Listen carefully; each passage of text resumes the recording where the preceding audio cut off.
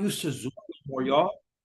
I'm not used to Zoom no more. So like, man, it's like landing an airplane right now. Can you see my screen? Yeah. Okay. I didn't hear nobody, but I'm gonna assume that's a yes. And then how the heck do I? Okay. Oh man. Okay. And so part of why I wanted to start here is I wanted you to take a look at our beloved community. And so this is our beloved community. These are your relatives. These are your uncles and aunties. Some of them you personally know, and we're just waiting to meet you. I'm a brother from another mother. And so, and our organization is unapologetically black, brown, red, and yellow. We do have white allies, of course, but we're trying to build the beloved community that we deserve here in the town and beyond. And I want to share with you, and I promise not to be very wordy, what it is that we're trying to do. And I'm trying to move all these screens that I have in front of me so I could see my own screens, and I'm having a hard time doing so. But let's say at Homies Empowerment, we really believe in freedom. And so that work in freedom is rooted in revolutionary love, the sacred identities that we hold, putting in meaningful work, and self-determination.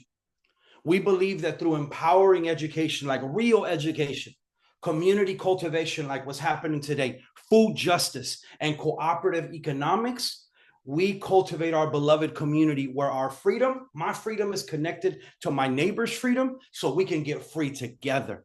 Man, I want to see you. I'm tired of seeing boxes. You know what I'm saying?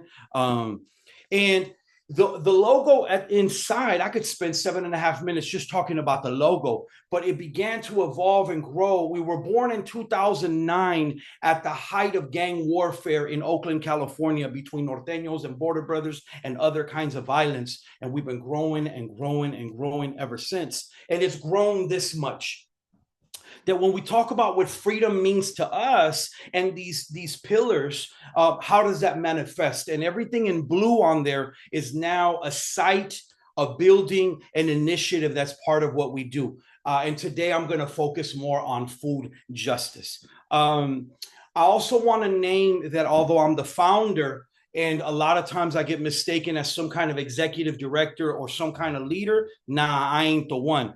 We've pivoted away from a model. We don't believe in CEOs. We don't believe in executive directors. We don't need that kind of leadership. We're a circular model of leadership. And so what you see in front of you is the leadership. We don't even call it like that. It's the caretakers of the organizations that hold the weight of what's happening. And this is the caretakers of Homies Empowerment. Now, what we started to do is we opened up a freedom store in our community about a year and a half before the pandemic hit. A free store where people can have access to different things in our community. And then the pandemic hit and we were forced to respond in a different way. There's 45 seconds of that response. We had no idea that 50 people would turn into almost 450 people standing in line every Tuesday for radical distribution of food. We weren't ready for that, but we got ourselves ready. It's something beautiful and special when you can live in the same community that you grew up with and serve. One of my favorite things about doing this work is connecting with the people. I first started helping people at the Freedom Store do registration. So I was really in contact with community and I was able to do face-to-face communication. I really enjoyed that part because I got to hear of people sharing their gratitude for what we were doing and the other needs that they had. It's a particular section of our community in East Oakland that oftentimes get forgotten. They don't speak one language, they speak multiple languages. So now you're without a job, you have menial access to healthcare, there's fear on the news every day, the death toll is rising. That's what we were facing locally in East Oakland. And then it was internally combating our own fears. For the sake of time, I'm gonna continue, realizing that we're pressed for time. This is our block. We're on 77th and MacArthur. And when we first started doing some of the organizing on the block, some stuff had been abandoned. There was a lot of sales that were happening on the block And what we realized is, how do we transform spaces with community? And so corner, abandoned, after a fire, abandoned, abandoned, abandoned. And we started to envision something different, y'all. So now when you come on our block, right at the corner, we got a care center, y'all, a one-stop place where we're going to receive you with love. Right next door, we got a healing space called a wellness center. And now we're no longer on the sidewalk. We have our own freedom store where people shop with dignity for freedom, thanks to a collaboration with the food bank and other folks that are here. Y'all, we're about to open our own restaurant. And we don't believe you're going to eat for free. You're going to eat for freedom. And you could see it on there. It's the Homies Kitchen. And we've already launched our very own free thrift store for the radical redistribution of clothes and baby items. Of course, the town fridge continues. We can't keep it stocked long enough. We have continued in the legacy of the Black Panther Party with our free breakfast program, and that is still going strong. And then we bring out meals with dignity to our sisters and brothers that are living in encampments. It looks a little like this. Lunches. Loved ones, we bought food, y'all. We bought food, everybody. We bought food. Lunches, comida. We are bringing food to encampments because many of our relatives are living under bridges and in the streets. A team goes out and they pick up prepared hot meals. We take them out to encampments and deliver those meals to unhoused community members. And sometimes socks or blankets, some tarps and sleeping bags when we get the really heavy rains. So it's about delivering the meals and delivering the items, but really being in community with the members of the general community. What we started to realize, though, is that the distribution of food was not enough. And we looked at the biggest abandoned lot in East Oakland. Y'all, it's 25,000 square feet. It had been abandoned for 23 years on 104th and MacArthur. And we're like, we got to liberate this space, family. And now we're working with 80 families, and we've created our own freedom farm. It's really important to like the growth of the 40 by 40, which is like between Fruitvale and San Leandro and between both of the highways. I feel like that area needs help, support, and guidance. And I think we're here to do all those things. We were able to open up a farm where we're learning to grow for ourselves and then take care of each other. It's a farm that didn't have water for 2 years. Now that farm is feeding the community. We have water now, running water at the farm. And that's a huge, huge deal. For a really long time, we had to load the water up at another location, drive it over here, drop it off, and then pump it out to a whole bunch of different tanks, and then use those tanks, gravity fed. As soon as we got water, all of our attitudes changed. We all started projects that day, dealing with our neighbors' issues. For the sake of time, I want to transition. There's so much I want to tell you. But now as an organization, we're in solidarity with about 24,000 of our relatives, 6,000 families in our network. We have grown to 8 sites. We have a staff of 40 people. And by the way, I'm proud to say there's no knock on charter schools and no knock on nonprofits. We decided to be independent of those because look at what's happening now with the federal government. They want to wipe everything out. They want to wipe out diversity, equity, and inclusion. We are beyond diversity, equity, and inclusion. We're talking about freedom and reparations, and what does it mean for us to take care of each other in that good way. That's our annual budget. And then we actually raise over $200,000 just from community. And so where I wanted to end is I want to invite you to be part of our beloved community. And I'm hoping you'll sustain this. I'm hoping you'll grab your phone right now and take a picture of this QR code. And the people that are pictured here, they're some of our sustainers. So we're not waiting for Elon Musk to save us. We're not waiting for the federal government to give us a grant or philanthropy to come and share some trinkets with us. Nah, it's community taking care of community and funding community. Check this out. If you're having fundraising issues, think about it like this. 3,000 community members. Each donate $50 for 12 months. That's $1.8 million. That's almost our entire budget, not counting the Freedom School. And so we know we can take care of us. And so what does it mean for us to have other models? I want to open up the restaurant to all of you so that you can use it for free for your endeavors. Come and grow food with us. Let's get our warehouse together. We now have our sixth vehicle as we're growing our fleet, and we're proud to be able to do it from our neighborhood in a beautiful way. And it's the way that we're looking about what does it mean for us to reclaim space, to redistribute things. And our next fight is to be able to have land for all of our people so that they can't displace us out of here, gentrify us up out of here, so that we can be able to be in our ancestral homelands in a good way. It's been the honor of my life to hang with y'all. My time is definitely up. If there's a room for a question or a comment, please put it on the chat. I'm happy to connect with you. I'm gonna leave you my personal cell. I'm gonna leave you my personal email. I would be honored to build with all of y'all, because we don't need vanguard organizations. We need empowered communities that are not working in silos. We're not a vanguard organization. We don't think of ourselves high and mighty. We're community. We're your cousins. We're your sisters and your brothers, and together we can get free. Thanks, fam. Wow, thank you so much, Dr. Cruz. I apologize for the time constraints. I know folks here are dying to learn more and to hear about what you're speaking to. There's going to be even more time during breakout sessions and throughout this meeting. Thank you to you and Homies Empowerment and all the work that you and your members do. Such a huge, deep gratitude and debt to you. Really appreciate you, Dr. Cruz, and we're going to give you even more time to, just to talk to us, to speak truth to name, and just a little bit more. So thank you, Dr. Cruz, very much for the work you and your organization does. I want to now introduce and pass it over to Marianne Smith, a community organizer from the California Poor People's Campaign, a really amazing organization. So I'll pass it over to you, Marianne, for you to introduce yourself and just thank you so much and allow you to share your slides.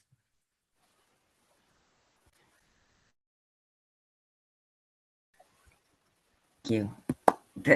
That's a hard act to follow. Hi, I'm Marianne Smith, and I am a coordinating committee member for the California Poor People's Campaign, a national call for moral revival. I am right now in South County, in Gilroy, California, and have been back in California for the last 6, almost 7 months. I come back to California in a way via Oklahoma. I used to be a tri-chair of the Oklahoma Poor People's Campaign, and circumstances had me move back to the hometown that I was raised in, but staying in the movement that I've been a part of for years. And this movement is not new to me because I was raised in it. Taking care of others and lifting the voices of the poor, low wealth, hungry is the environment that I was raised in. My mom,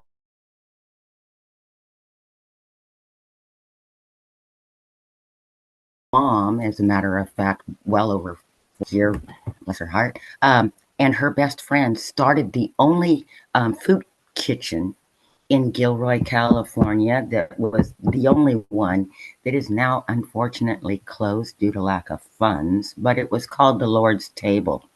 They sat there in my parents' kitchen and arranged it, worked with the St. Mary's Catholic Church. So this work that I'm doing is work that I was raised in. Now, if you can go to the next slide, please. Part of my upbringing and being a part of the Poor People's Campaign is we're organizing in the tradition of the civil rights movement and in the legacy of Dr. Martin Luther King Jr. I will tell you that back in the 60s, my parents drugged me up to San Francisco when they were literally marching with Dr. King. There are millions of poor people in this country. And the Poor People's Campaign is a group of, not from the top down, but from the bottom up. We're all poor, low wealth, marginalized in one way or another. And we're a group that works together. But what we do, and how I ended up even here speaking to you today, is that we lift the voices and the actions of the marginalized. So we give we don't want people speaking for us. We're speaking and fighting for justice for ourselves. We want people to work with us, not for us, because we're strong and we're determined, and it's our right. We also believe, as was said before, that there are 5 interlocking injustices, and we need to amplify the voices of the people that are mostly impacted by poverty, racism, ecological devastation, militarism, and the military economy, and the distorted moral narrative of white Christian nationalism. It's funny how there's always money for war, but not the poor. In 2018, Rev. Dr. William J. Barber and Rev. Dr. Liz Theo Harris, with the support and involvement of a coalition of impacted people, grassroots organizations, faith leaders, civic leaders, launched the Poor People's Campaign, a national call for moral revival. The goals of that are to amplify the voices, lift the voices of those most impacted by the interlocking injustices. And as I've heard so many times over the years, when you lift from the bottom, everyone rises. And we're taking that power that we're building to change policy through the Congress, state legislators, and in courts, because we know that poverty, next slide please, is policy violence. The last Census Bureau, I believe, reported poverty in the United States 2023. 41% of this country's population has a household income either under the poverty threshold or just above it. And one medical emergency, or one emergency of any kind, away from financial ruin. This translates into approximately 137 million people who are struggling every day to make it through the day without falling further behind. That's a disproportionate percentage of people of color, including 56.5% of Black people. I qualify. 61.4% of Latino people. 55.8% of Indigenous people on land that they were here first on. And 38% of the Asian population. They also include nearly 1/3 of white people, 60 million, and nearly half, 49% of all children in the United States. Now, I'm a grandmother of 6 plus 2 because 2 of my grandchildren are married. And at this juncture, my grandchildren, especially my granddaughters, have fewer rights in this country than I did at their age. For me, personally, that's unacceptable.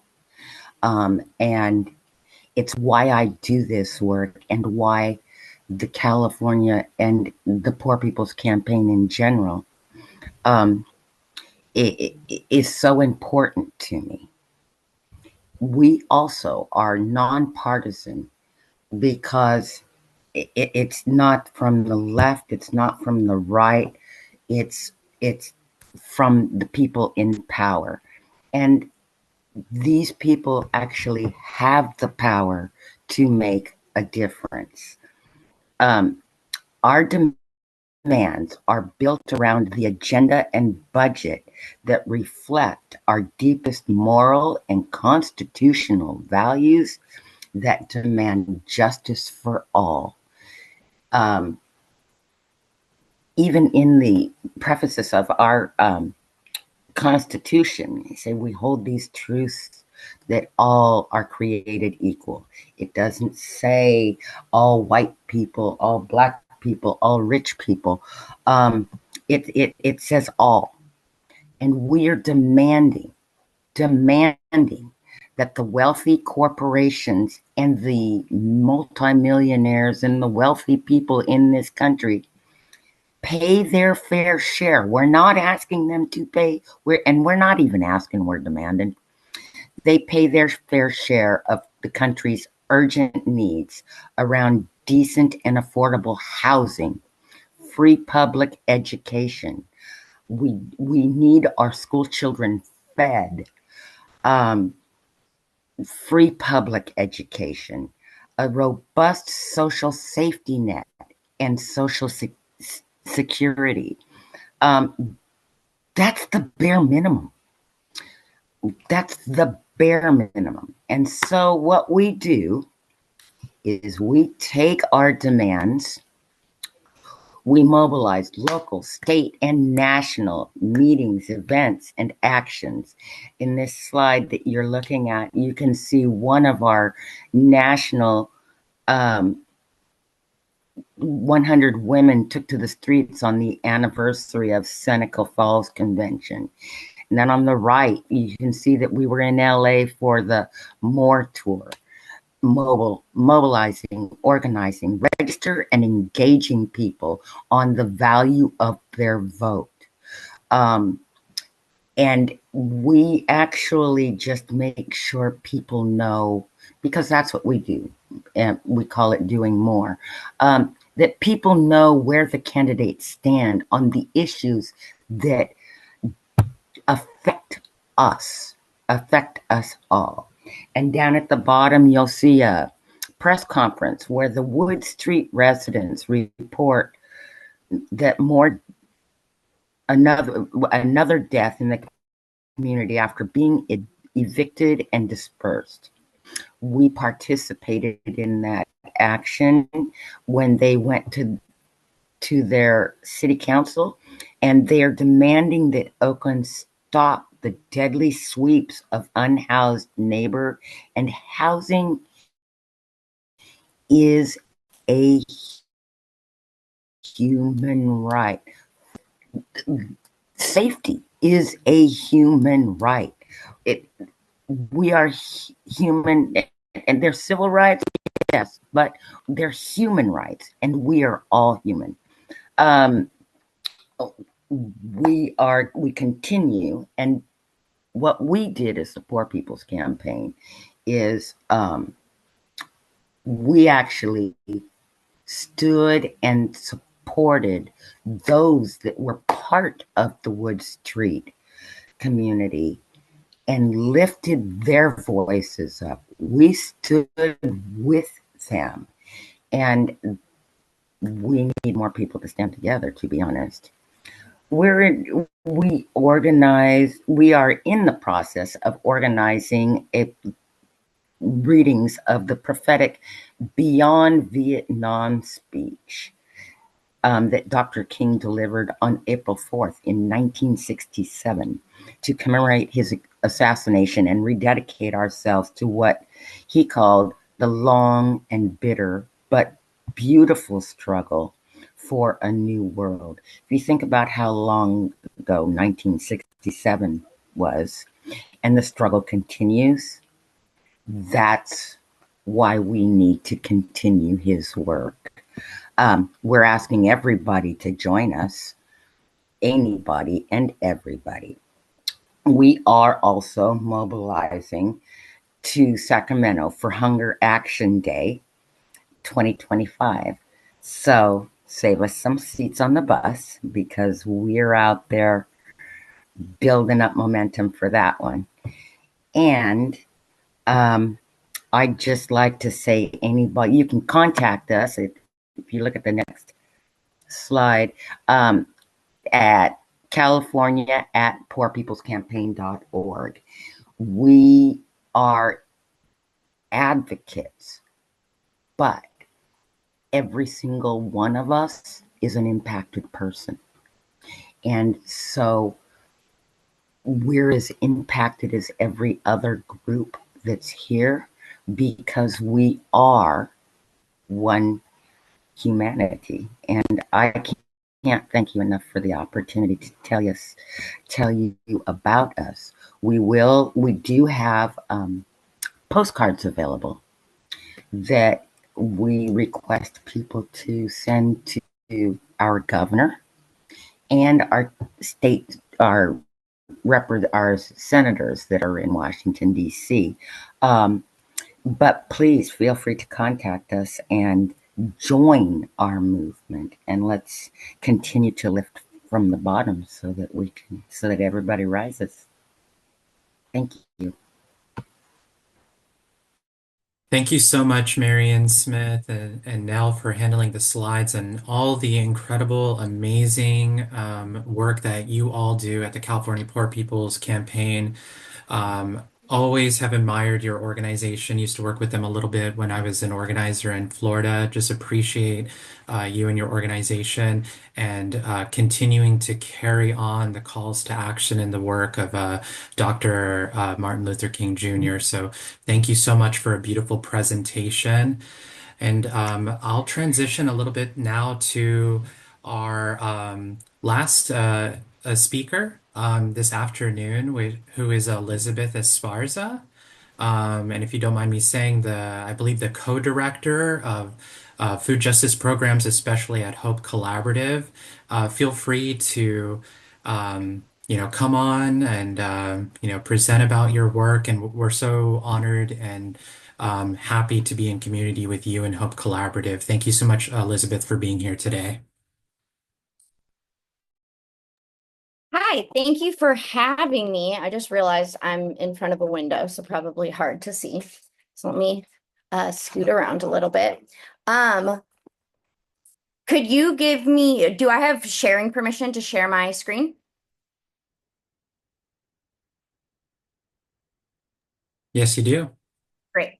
Okay, I am going to share a short presentation. I'm also setting a timer for myself because I know I will wander.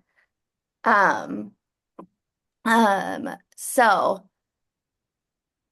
I mostly talk, but wanted to have some slides to kind of give us a little guiding post. First of all, thank you for having me. My name is Elizabeth Esparza. I am one of two co-directors at Hope Collaborative. I oversee our food justice programs and our youth engagement programs. I've been with Hope for about 5.5 years. And during that time, I have been in the roles of my first role was food justice community organizer. a food justice program manager, policy manager, and then stepped into interim director and now co-director. So I've had a lot of roles in my years here, and I'm excited to share with you about our food justice programs. So to start off with, HOPE, which stands for Health for Oakland's People and Environment, HOPE Collaborative. Our mission is to advance racial, economic, and health equity in Oakland's food system and built environment. And we envision a vibrant Oakland where historically marginalized communities can shape their neighborhoods' futures, have equitable opportunities for healthy food and safe community spaces, and build community wealth. What that means is that we provide support for organizing and training youth and adult residents in shaping planning, implementation, and enforcement of health policies and planning practices. Some of our main priorities are creating leadership pipelines for communities of color.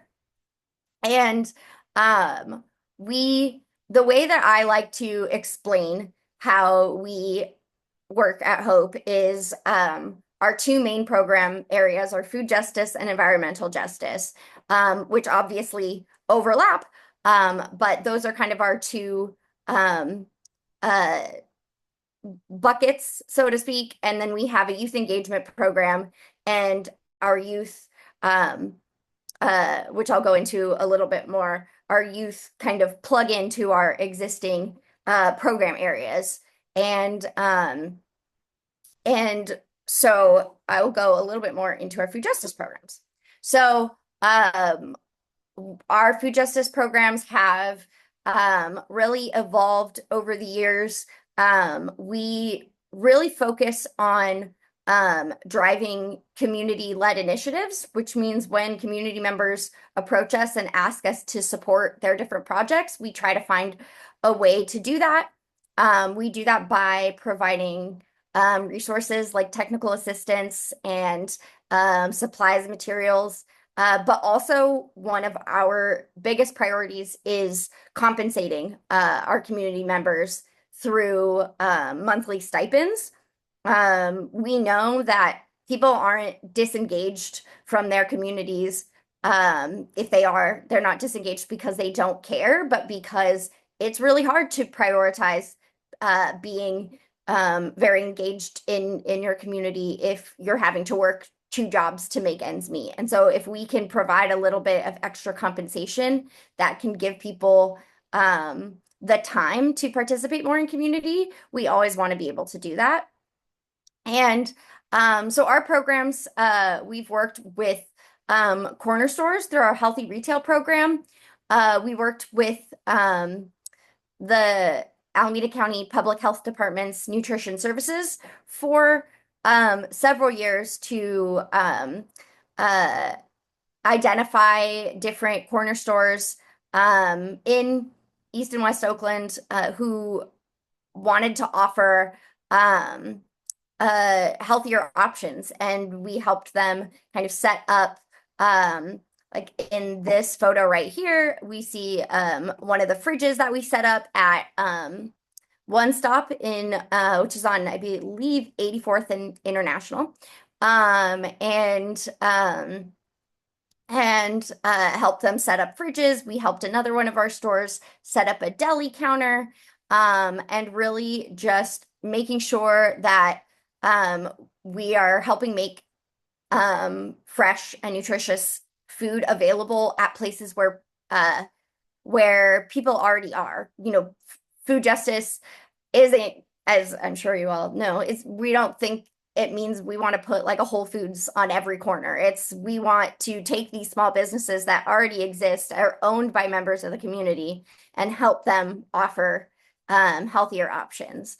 And so the phases that these stores have gone through are this like planning, technical assistance, and then we've helped build them into a sustainability phase.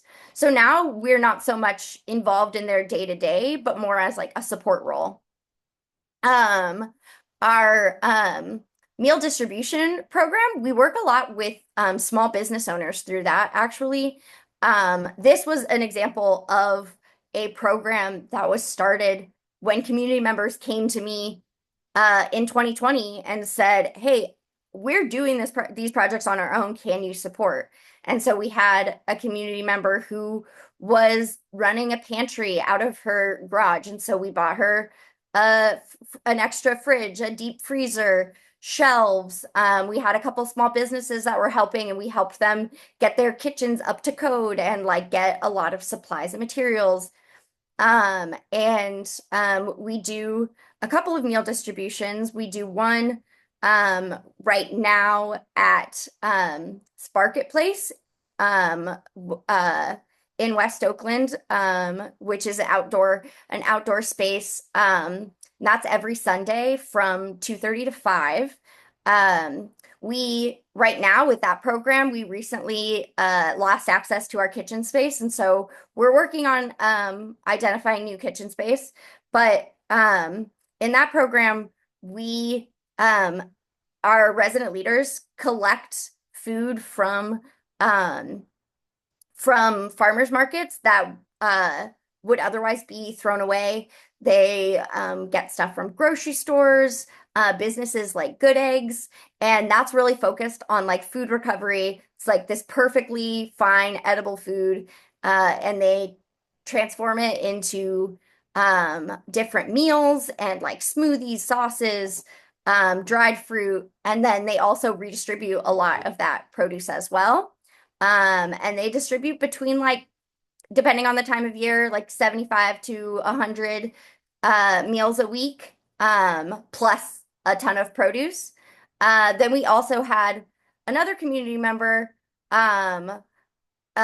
who started a community day outside of his business, Hella Positive, which is on 7th Street, right across from the West Oakland BART station. And we bring meals over there. He does clothing distribution, and he just has created a great community over there and takes all extra food out to different encampments. We're also working on we are also working right now on a project where we're trying to increase CalFresh use at Oakland's farmers markets. There's a really low use at farmers markets and a very low return rate. People don't, even if they've gone and used their benefits, they don't frequent the markets. And so we've gone through a long process over the last year of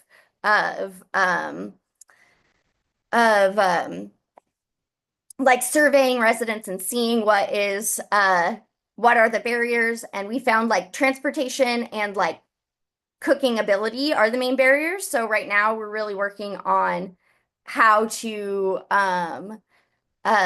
increase that use and seeing if there are solutions that we can implement to try to address those barriers. Last but not least, we are in 2021, Hope kind of adopted the Oakland Food Policy Council, which had previously been its own organization. And since then have worked on trying to get funding for it. And we entered a time of like staff turnover and like financial hardship where I was the only staff member for almost a year. And so my capacity was really low.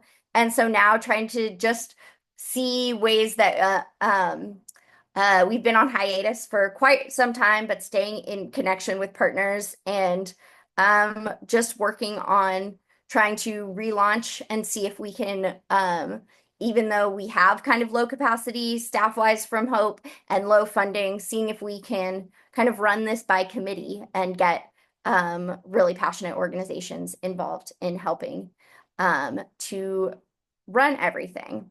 I know I'm over my time, even though I put a timer on. I won't go too much into our leadership program, but we have a young adult leadership or a youth action board, which is a group of high school youth who come together to learn about our Um, uh, they learn about food and environmental justice, and then they develop skills in advocacy, um, organizing, storytelling, and kind of launch their own projects. And like I said, they plug into our Hope program areas. And then we have a young adult leadership program, um, which we launched a couple summers ago, which is for transitional age youth. Our youth action board used to go from 14 to 24, which I realized a couple years ago was just a huge age range, and we didn't get a lot of transitional age youth. But now that we have transitioned to our own program, we work with them like one-on-one. They get like a staff mentor, and develop their own projects. So right now I have one of them is working very hard on our CalFresh project. So thank you for having me and inviting me to speak. You can reach out to us on our website or Instagram, and then I've included my my email there if you ever want to connect. We're always looking for more partners and we're Hope Collaborative because we want to collaborate. So if there's ever partnerships um, that you want to create, resources you want to see if we can share, I'm all about building our collective capacity with the resources that we all have. So thank you very much.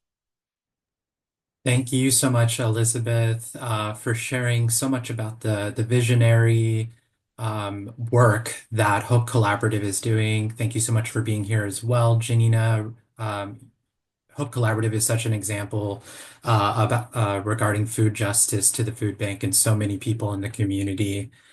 So thank you for a beautiful presentation. I wanted to transition for about 3 to 4 minutes over to Ward Kanowski, one of our volunteers at ACCFB and community organizers. Ward has been an integral part of our efforts and brings a wealth of knowledge regarding grassroots community organizing and thinking about building power. And Ward has worked alongside our policy and partnerships team, collaborating with community members to build power and to push for lasting change. So I'll hand it over to you, Ward, for a few minutes to share about your experiences regarding organizing food justice and here at the food bank. Thanks, Jessward. And let's see here. Yeah, my name's Ward Kanowski. I'm in Pleasanton, California, about 20 miles east of the folks there at the food bank. And Jessward and Elisa asked me to talk about being a food justice activist, and I was just thinking about my involvement with the food bank, how long that's been going on. I'll get to that in a moment. But it made me realize that everything I've done uh, with the food bank has led me straight to this moment as a food justice activist. So I'm very honored to be here. Started back at the food bank in 2007, volunteering there in the warehouse because my three kids, who are all now grown, and needed service hours for school. Um, so just kind of stumbled across it, and I'm so glad I did. Um, One of the things you'll find when you get involved with the food bank is you become educated about the issue of hunger in our own community in Alameda County. So back when I was, when I first started at the food bank as a volunteer, you'd hear this statistics thrown out that food insecurity impacts 1 in 5 people in Alameda County. And I thought, well, that's not good. That's not fair. And Unfortunately, over time, that statistic went to 1 in 4 in Alameda County. So, and of course, the folks that are most impacted are vulnerable populations. Again, in my own community, in my own backyard, this is not right. And as the food bank has been saying for a while now, food is a basic human right, and that really resonated. So over time, in volunteering there, I started uh, thinking about what are the root causes of hunger in our community. And that led to involvement with the advocacy program at the food bank there, which has been around for several years now. At the time I first started engaging with it, I think it may have been the only one. Alameda County Community Food Bank may have been the only food bank in California. I'm not sure, maybe even the country, that had an advocacy program. So that got me involved in, as I say, on Hunger Action Day and learning about policy that can impact hunger in our community and poverty in our community. So we're talking about things like safety net programs. You heard Elizabeth talking about SNAP or CalFresh in California and how that's an underutilized program. Well, guess what? The food bank has its own department that addresses or helps the community access that safety net. And people can go in there. You have staff that's multilingual. You have staff that will look after kids. Well, people are that want to take advantage of the program or walk through any complexities and complications related to the program so they can get that needed, that deserved uh, program. School lunches, free school lunch programs, keeping the food banks funded, tax credits, child tax credits, all of these are issues that the food bank and its advocacy team have been addressing for some time. If you get involved with Hunger Action Day, you'll learn more about specific policies that the food bank's working on and that other food banks are working on as well. So uh, uh, it's well worth the time, and meeting directly with our electeds in Sacramento, Senate and Assembly, to make them aware with stories from the community of how hunger is impacting uh, people. They need to hear that, and they need to hear it again and again. And that's one of the great things about Hunger Action Day. So, another thing, just over time, expanding my involvement with the food bank. I worked at the community market where uh, organizations, the food bank partners with over 400 partner agencies. They call them churches, schools, food pantries, soup kitchens, and then working with or helping out folks that are coming in and doing the shopping at the food bank to take the food back to their own organization to get it distributed throughout the community. It really is quite an operation. So um, I just can't say enough about all the work that's being done there. But then also the education you provided me, the food bank has provided to me so that I could increase awareness of this, this issue in my own community, do what I can, and hopefully pull other folks into working with the food bank. Again, my work is continuing right now. Here in the Tri-Valley where I live. There's one of the partner agencies, Open Heart Kitchen, has their own kind of mini version of the Alameda County Community Food Bank. They've got a warehouse, they've got a freezer, so I'm working with them right now to on their own volunteer program. Since they are responsible, they help get the food out to, I think, it's somewhere between 18 or 20 organizations for further distribution throughout the Tri-Valley. Never would have gotten there if I hadn't been so involved, without the ongoing involvement of the food bank. So, again, being a food justice activist means, as a not being a spectator, uh, and helping increase awareness around this issue, which should not exist in our community. It should not exist in California. It should not exist in the United States of America. So, and then there are other organizations I'm involved with. I want them to make sure that they're aware of this because, unfortunately, uh, these types of things can get hunger, poverty in our own community for some reason or other. It gets lost amongst all the other issues that people may be prioritizing, and this is an issue.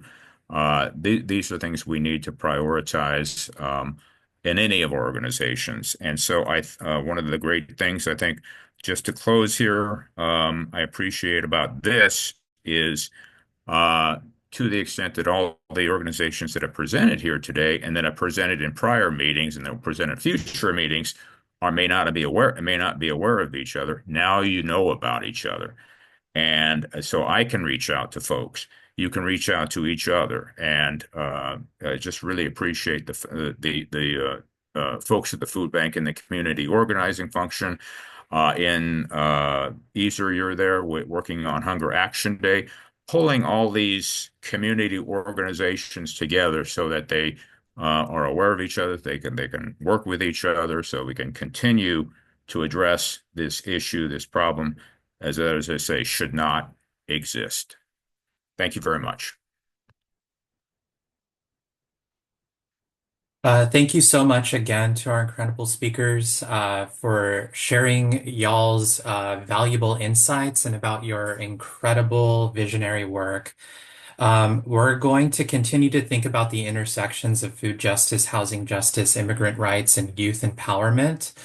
And now we have the opportunity to reflect on how we can take concrete action in our own communities. To help with this, we're actually going to stay together as a group. Um, we're going to be one big breakout group. So this is a chance for us to dive into specific challenges and opportunities in your communities, and more importantly, to brainstorm actionable steps that we can take together.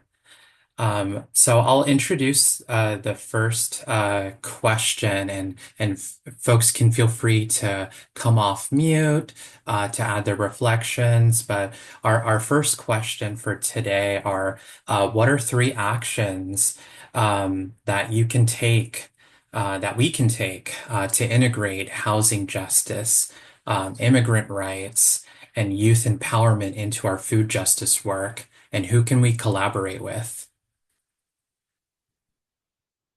Thank you, everyone. So feel free to come off mute if you feel comfortable, or to put in the chat. I can read it. But yeah, what three actions can we take to integrate housing justice, immigrant rights, and youth empowerment, or even just one of those into food justice? Who can we collaborate with?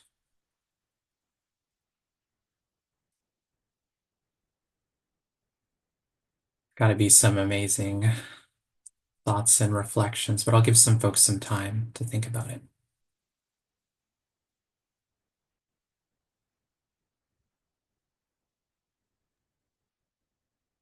So this is now. Yeah. And I'm an organizer with the California Poor People's Campaign. And part of what for me really works about our model is that it centers the person, because the same people who have a housing justice struggle, right, is sometimes in a family with young people, in some cases are migrants to the US and hungry. And so I think that in terms of the actions, the food bank, is primary, because you have this broad reach across the entire county, across all the partners.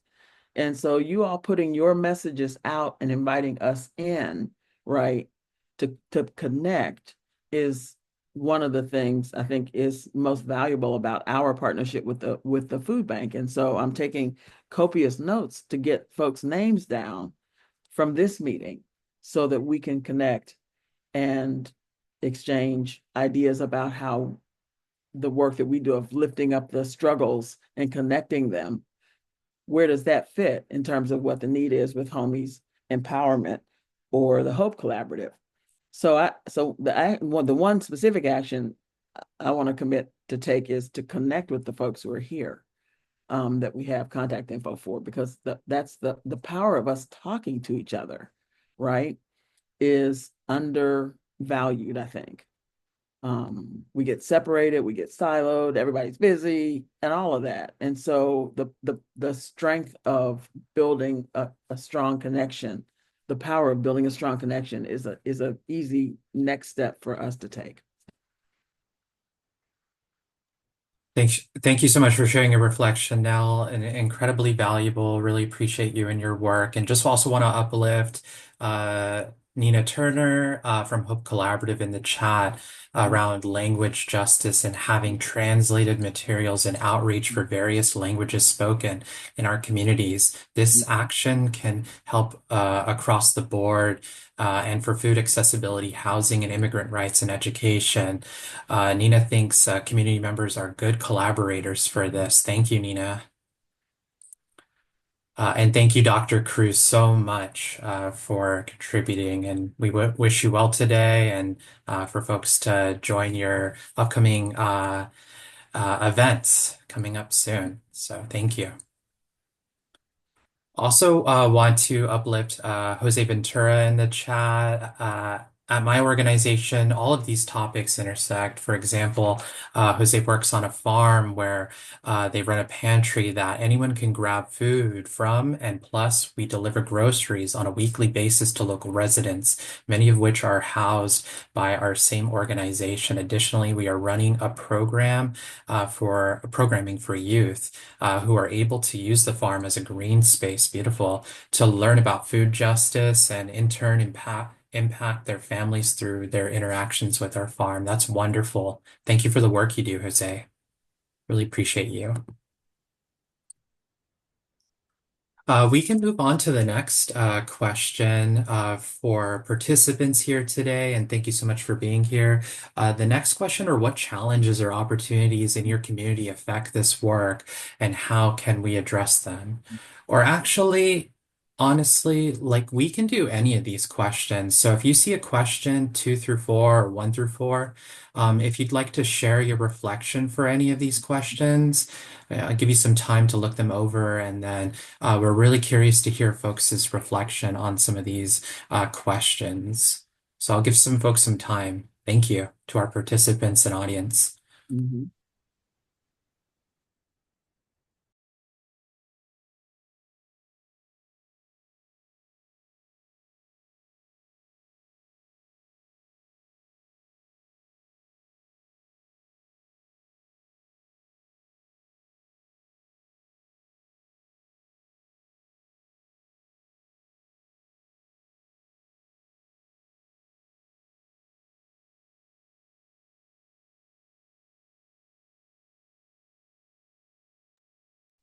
Going to give some folks some more time, and I am completely okay with silence and giving some folks some time. So feel free to think about them. I know they're big questions, but I believe in you all.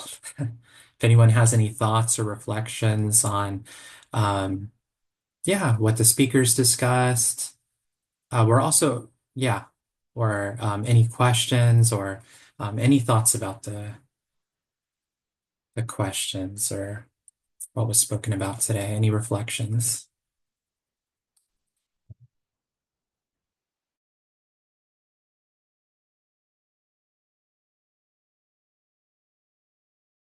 Thank you, Jose. Yeah, I could add to number 3. How can we strengthen participation with local organizations to fight harmful policies like ICE cooperation and homeless bans? I think the food bank already has like strong connections with like the partner organizations that they work with. And I think those spaces could be used as a space to really base build and empower with community members.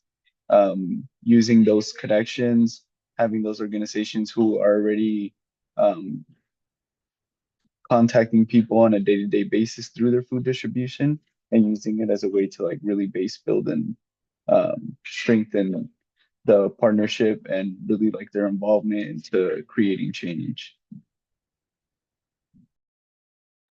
Yes, love that. Thank you so much, Flavio, for your contribution and the work that you all do, you and Molly at In Advance. Thank you for those insights. Yeah, we'll take one more like reflection or answer to some of these questions or any reflections based on the speakers before we move into a Q&A coming up for our speakers. But yeah, any reflections based on some of these conversation questions?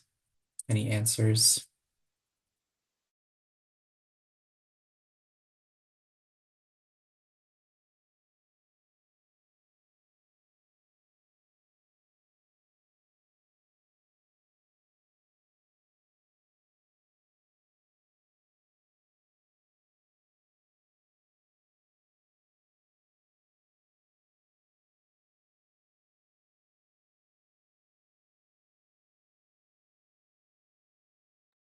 A just word?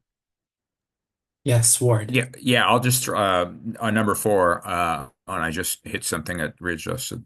What can be done? It's already been brought up a couple of times, but Hunger Action Day, of course, where people can get involved, learn more about policies, legislation, the food bank's policy agenda to help push that through to address um, food insecurity in our community. I think ICE detention centers was in that as well.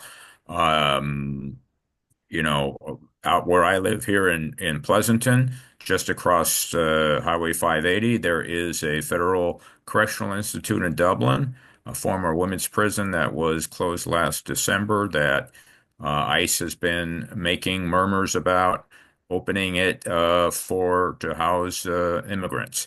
And so we'd basically have our own Guantanamo Bay here in the Tri-Valley. So I've already helped organize one large protest against that near the prison. And I think when we're going to continue to push back against those ICE detention centers, because that is not an isolated case. There are a number of prisons throughout the country, I think both federal and state prisons facilities that ICE wants to turn specifically into detention centers. So we have to be aware of that. We need to stay on top of that. Thanks.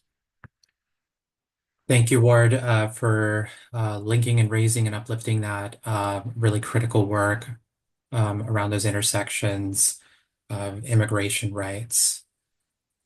Thank you.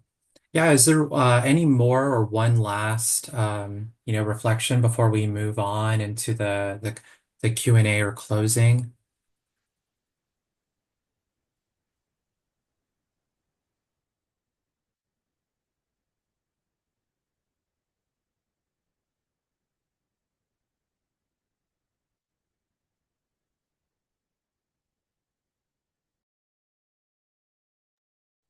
Okay, well, thank you. We can move on to the second to last slide. Oh, next one. Yeah. Okay, so this slide right here, we want to thank you all so much for your time and your invaluable contributions you've made to today's discussion. It's been a powerful conversation, and I'm truly inspired by the ideas, solutions, and passion of each and every one of you that brought you here today and y'all's work. As we close, we wanted to take a few moments to reiterate the core message of today. Intersectionality between food justice and many other organizing efforts.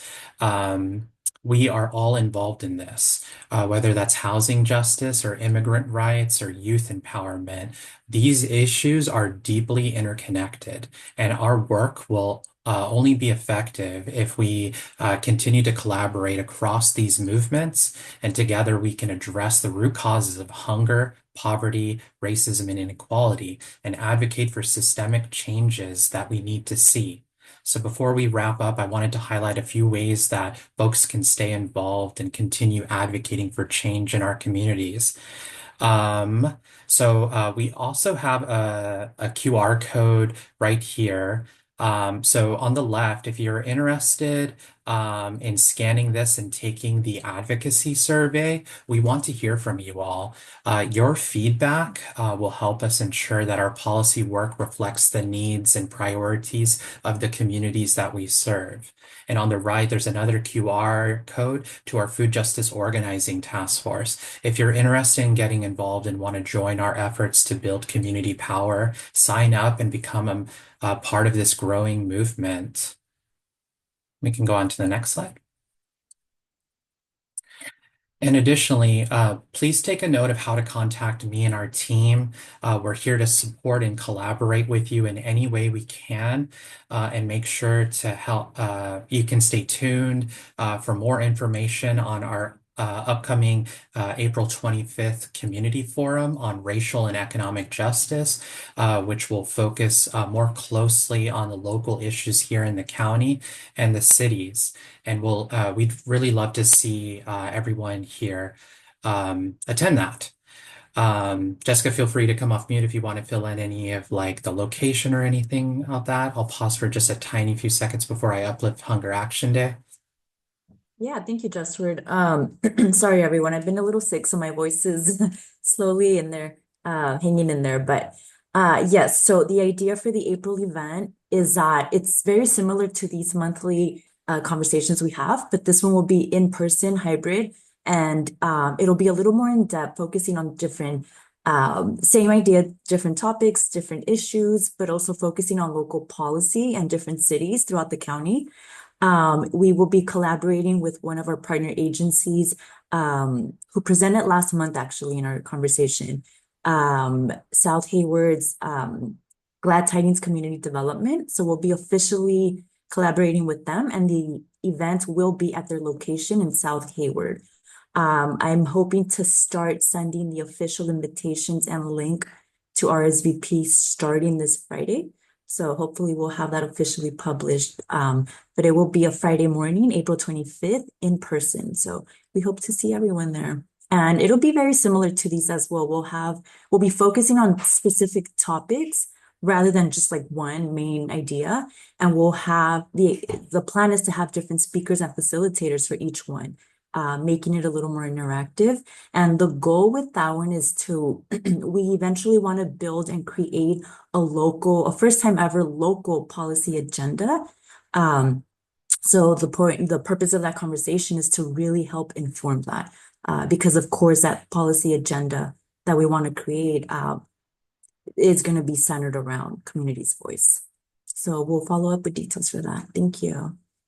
Thanks so much, Jessica. And you can contact me or us on this slide. We talked about Hunger Action Lobby Day in Sacramento. This is an important opportunity for all of us to come together and make sure our voice is heard to our elected officials in Sacramento. I encourage everyone here to invite someone to get involved. You can contact me and all of us here to get involved, to register, to come with us on Tuesday, April 29th. It's going to be an all-day event where we'll provide bus and transportation and lunch, but we really hope folks can lobby with us in Sacramento on Tuesday, April 29th. And I see some familiar faces from last year, so really recommend Hunger Action Lobby Day, and so we can see those changes on a statewide level. But we can go on to the second to last slide, I think it is. And I think this is just Q&A. So if you have any lingering questions or thoughts that you'd like to share, now is the time. If you have questions for our speakers before we close out, we want to hear from you all and to continue the conversation, but I'll pause and open it up. Don't be shy. We had some really incredible speakers here today. So let us know if you have any questions at all. I'll pause a little bit for Q&A. Thank you. Hi, my name is Harriet, and I have a very basic question. I appreciate each speaker and all the information shared. And again, it's uplifting just to know that there's lots of help out there and help in different kinds of ways. But my question is about the food banks and how do they work? So, I mean, are corporate places like Safeway and Trader Joe's and places connected with the food banks, or how are the food banks supplied? Yeah, thank you so much, Harriet, for the really incredible question. I'll pause a little bit and see if any of my colleagues here, maybe some of my veteran colleagues. I Yeah, can take that thank you, question. Ezer. Yeah, absolutely. So, food banks get their food from diverse sources. Um, I can't give the exact percentage. I can give rough numbers. A large number of our food, in fact, I believe it's close to majority, if not a full majority, is food that the food bank purchases itself. So we purchase using donation dollars as well as funding, government funding. But then we purchase the food directly from manufacturers, farmers, and distributors. And so we do partner with manufacturers in the private sector to get food into our warehouse. Um, and then another large portion of the food that we distribute is recovered from grocery stores. It's part of our food recovery program. So Safeway, other stores like that, and basically food that is perfectly safe to eat, but doesn't meet their standards for one reason or another. It could be as simple as a torn label. And then so because of a torn label, they can't sell it on their shelves, but perfectly safe to eat. So we partner with them to have them send that food to us for us to distribute. And then about 40% of our inventory actually comes from government support. So about a third of our food comes from a California program called CalFood. That's a state government program that helps food banks purchase fresh produce. And about 10% of our food comes from a USDA federal program called the Emergency Food Assistance Program. And that provides supports to food banks across the country. So a very diversified portfolio. And it's definitely a donor slash private sector slash public sector collaboration. Thank you so much, Ezer and Harriet, for the really great question. Please feel free to also stay in contact with us so that if you have any more questions, Harriet, we'd love to get to know you a little bit more and to learn about your work and what you do and to answer any questions that you have about the food bank and our work. But yeah, I also wanted to open up to see if there's, a couple members or participants of the audience, if they have any questions for our amazing speakers today, Elizabeth or Marion. Yeah, do folks have any questions for them? I'll pause a little bit.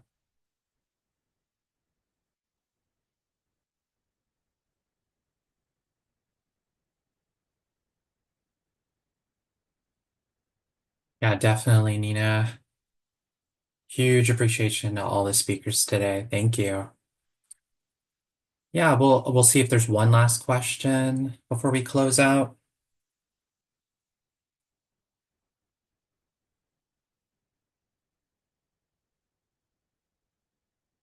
Hey, I'm not sure if I'm hearing none. I'm gonna close this out, but I wanted to allow the speakers if you would like to say anything else that you didn't include, that you think is really important right now. Feel free to come off mute before I close this out. Just really appreciate Elizabeth and Marion, and please everybody give a virtual round of applause or come off mute and just really appreciate Marion, Elizabeth, Nina, Nell, and the work that they do at these incredible community organizations.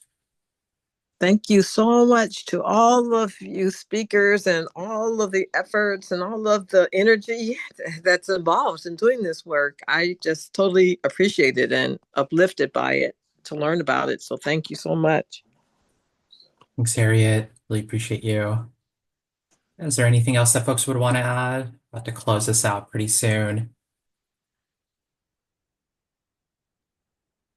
So Yeah, go ahead, Marion. I'd just like to say thank you for the invitation Mhm. and the opportunity to be in community with you all and look forward to our continued efforts of working together. You're Now wonderful, you want to Marion. do We're that? so excited to continue working with you. Yeah, and I wanted to say how grateful I am for the work that you all are doing because it's not ordinary for a food bank to focus on policy, right? And the question of why are people hungry, I think needs to be investigated. So thank you for that. And then I was at the Cherryland session last week. So I know you all are, running all the time, but you present with this calmness and, it's all zen and all of that. So I just appreciate you. It's so important that we get connected right here in Alameda County to people who we won't necessarily, bump into. So I'm just feeling it for Alameda County Food Bank. Thank you so much. Thank you, Neil. Anyone else? Any closing words before I close this out? I'll just also say thank you for so much for the invite, and it was great to speak to all of you. And please feel free to reach out. We'd love to collaborate. Yeah, thank you to you, Elizabeth and Nina. We're really excited to work with you. Hopefully you can come and speak at some of our upcoming events or we can organize together. Cool. Any other closing words before I just close this out real quick? Well, thank you again, everyone, for being part of today's call and conversation. Your commitment and passion are what make this work possible. We're looking forward to continuing to work alongside you all in the fight for food justice, housing justice, immigrant rights, and beyond. Let's stay engaged, stay connected, and keep pushing for systemic change because it's possible. Thank you again for everything. Thank you again, everyone, and have a wonderful rest of your day. Thank you, everyone.